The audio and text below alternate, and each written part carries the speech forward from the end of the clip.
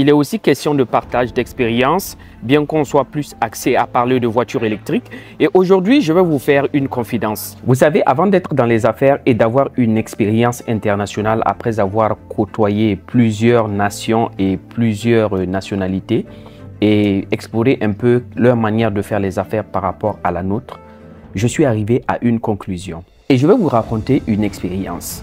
J'étais comme la majorité d'entre vous, j'étais beaucoup impressionné par le fait, par exemple, qu'il y ait un acteur dans un pays qui distribue un produit où on disait c'est le représentant exclusif de cette marque. C'est le représentant exclusif de cette marque. Et j'ai aussi eu l'expérience, lorsqu'on faisait au début la promotion de Imotrix, il y a plusieurs personnes qui nous contactaient comme ça de plusieurs pays, notamment du Bénin, du Togo, du Cameroun et tout ça. Ils disent, bon, écoutez, comment on peut faire pour pouvoir vous représenter dans notre pays? On dit, bon, on donne les conditions, tout ça. Bon, c'était l'euphorie des débuts. Et même quand on donne les conditions, tout ça, bon, souvent les gens se rétractent. Mais il y a des acteurs qui venaient et quand ils viennent, ils sont clairs dans ce qu'ils veulent. Ils disent, écoutez, je veux être votre représentant dans votre pays, mais je veux être un représentant exclusif. Parce qu'au départ, on avait dit on voulait beaucoup de franchisés. Beaucoup de franchisés, pourquoi? Parce qu'on voulait plusieurs acteurs qui allaient être un peu partout, de sorte que si quelqu'un a un véhicule électrique, il n'ait pas de difficulté à trouver un acteur qui nous représente pour pouvoir intervenir sur son véhicule ou satisfaire son besoin. Et ce monsieur-là nous a fait savoir non, on veut être représentant exclusif. Le problème avec la représentation exclusive, c'est que ça demande beaucoup de moyens. Et vous savez, quand vous voulez devenir représentant exclusif d'une entreprise, ça donne des conditions. Il y a certaines performances que vous devriez être capable de pouvoir réaliser afin de pouvoir être exclusivement le distributeur ou bien le représentant de cette marque-là sur place. Alors, nous, on est arrivé ici en Chine, par exemple, avec des idées préconçues dans ce sens-là parce qu'on avait le mythe de la représentation. Et quand on est arrivé, je vais taire la marque, mais on est venu d'abord, on a vu une marque de voiture où on dit, bon, écoutez, on veut être représentant exclusif. Et on nous a posé la question, et représentant exclusif, quels sont vos chiffres? Vous avez combien d'années d'expérience dans ce secteur? Vous avez combien d'employés?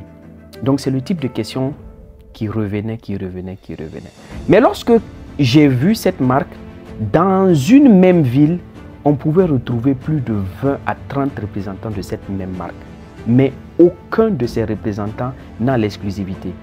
Ce sont des gens qui font des milliards en termes de chiffre d'affaires, des millions de dollars notamment, mais ils n'ont pas l'exclusivité. Donc, comment eux ils font?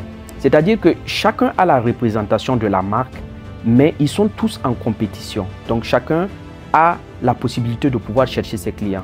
Quand on va par exemple chez ces concessionnaires-là, ils sont en direct sur TikTok. Ils ont des influenceurs qui sont pleins dans le showroom. Ils sont en train de vendre, Ils ont des formes de vente. Il y a d'autres qui vendent plus de 12 véhicules par jour. Et c'est ce qu'ils font. Mais personne n'a la représentation exclusive. Et nous, on a eu à présenter des motos récemment. On a présenté les motos, on travaille avec l'usine. On a même commandé un certain nombre d'unités pour pouvoir opérer sur notre application et tout ça. Il y a certaines personnes qui ont essayé de chercher la moto, partir sur Internet, trouver le dealer ou bien demander à quelqu'un, par exemple, qui est en Chine ici, et ils veulent la représentation exclusive de la marque. La marque même nous a demandé, est-ce que vous voulez la représentation exclusive? J'ai dit non, ça ne nous intéresse pas parce qu'on a changé de mindset.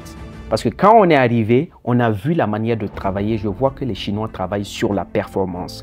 Donc aujourd'hui, même si vous avez la représentation exclusive, ça ne vous rend pas performant parce que vous voulez juste avoir le titre pour satisfaire votre ego. Je suis le représentant exclusif de telle marque.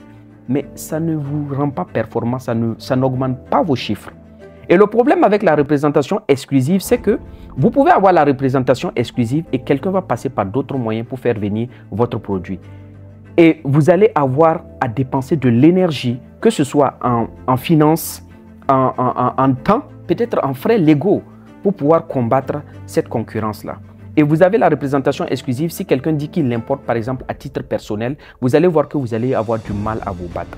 Mais si vous prenez, par exemple, une marque et vous décidez, par exemple, de bosser sur cette marque et de faire la promotion de cette marque, si vos ventes sont très performantes, vous allez voir que vous allez devenir le représentant exclusif naturel de cette marque parce qu'il y a des gens qui vont voir que, ah, Lui, il vend plus que nous. Si on va rentrer en compétition avec lui, c'est pas bon. Donc, on va collaborer. On va demander à ce monsieur de nous livrer en gros pour que nous, on puisse distribuer. C'est comme ça qu'on devient représentant exclusif.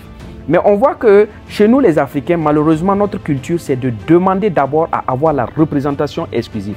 On veut juste le papier. On a le syndrome du diplôme, comme ce qu'on faisait à l'école. C'est-à-dire, on veut avoir le papier pour pouvoir se pavaner, dire, bon, écoute, je suis le représentant exclusif. Qu'est-ce que vous faites en termes de travail? Donc, l'expérience, en fait, avec les Chinois m'a aidé vraiment à atteindre un autre point de mentalité. Et aujourd'hui, nous sommes même en train de travailler avec plusieurs marques pour les représenter au niveau de la Côte d'Ivoire et dans d'autres pays d'Afrique. Mais honnêtement, on n'est pas sur l'exclusivité.